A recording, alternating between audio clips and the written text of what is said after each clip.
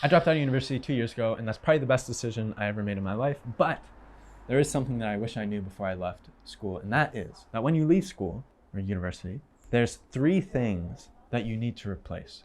And 2 of them, most people never talk about. So the first thing that you need to replace that people do talk about is money. You need to find a way to make money. And most of the time when people talk about dropping out, they say, I realized I didn't need a university degree to make money. It was a scam, and so I left, and voila.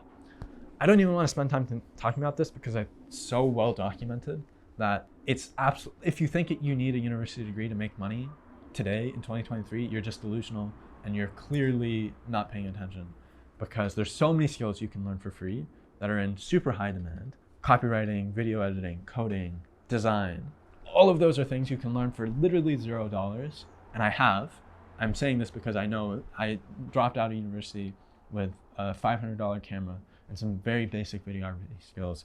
And since then, I've been able to direct projects for Budweiser, big VC brands. I've been flown to Japan, to Jamaica, around the States. I'm saying this because it's just so clear.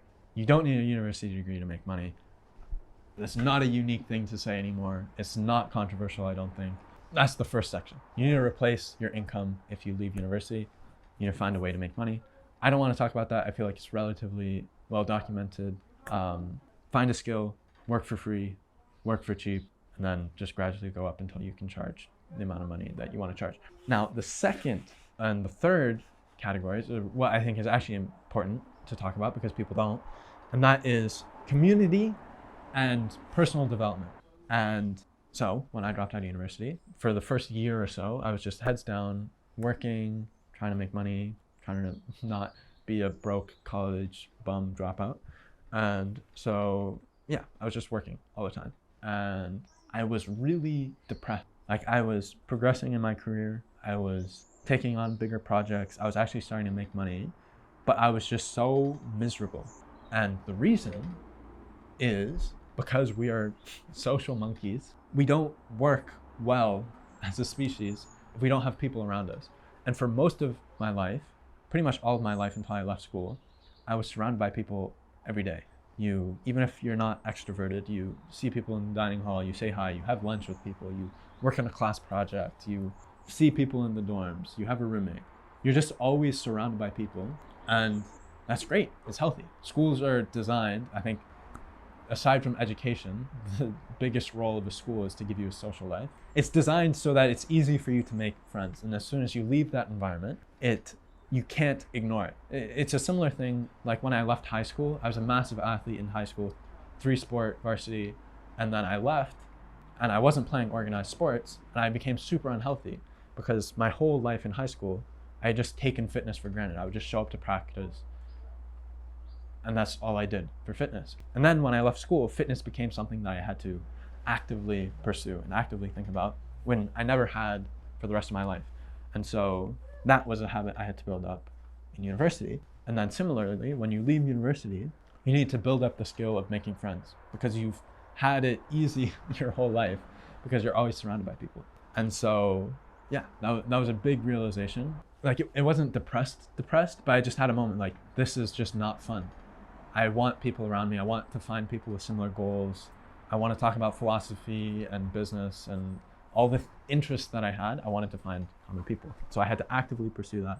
I found a great community in New York for creatives, tech, and artist folks called Versi. And that was kind of where I found a lot of friends and made the active decision to not just show up to that community.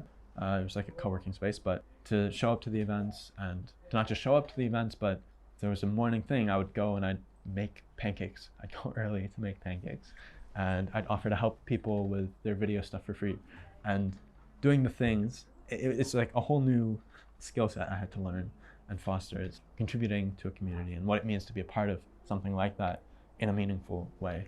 And sure, there's a case to be made about how that helps with your career and business and whatnot, but also it's just a human thing. You want to be around good people and you want to have fun. And the easiest way to do that is to find like-minded folks and to contribute in a way that's meaningful. Okay, community. So you've replaced community. Now the third thing to replace is the soft skills. And it's especially important, I think, that you deliberately seek out ways to improve this side of you, right? If the first thing I talked about, the skills that make you money, if that is replacing the things that you do or improving the things that you do, I think this bucket is kind of replacing the person you are or improving the person you are. And the thing about leaving university is it's easy to read philosophy or to hear podcasts and to construct all these ideas and theories and this big picture of yourself and this big narrative of how you want the world to be and how you want to act. But if you don't have anybody around you, then you have no feedback loop to tell if you're grounded in reality. And so I'm sure you've had this. I feel like most people have this experience of seeing somebody and they have big theories. They talk in these grand ways, either about how great they are and their theories for the world, but it's just clear that they're not grounded, that they don't have their feet in the ground, that they don't have real experience. They don't have people calling them out on their logical flaws.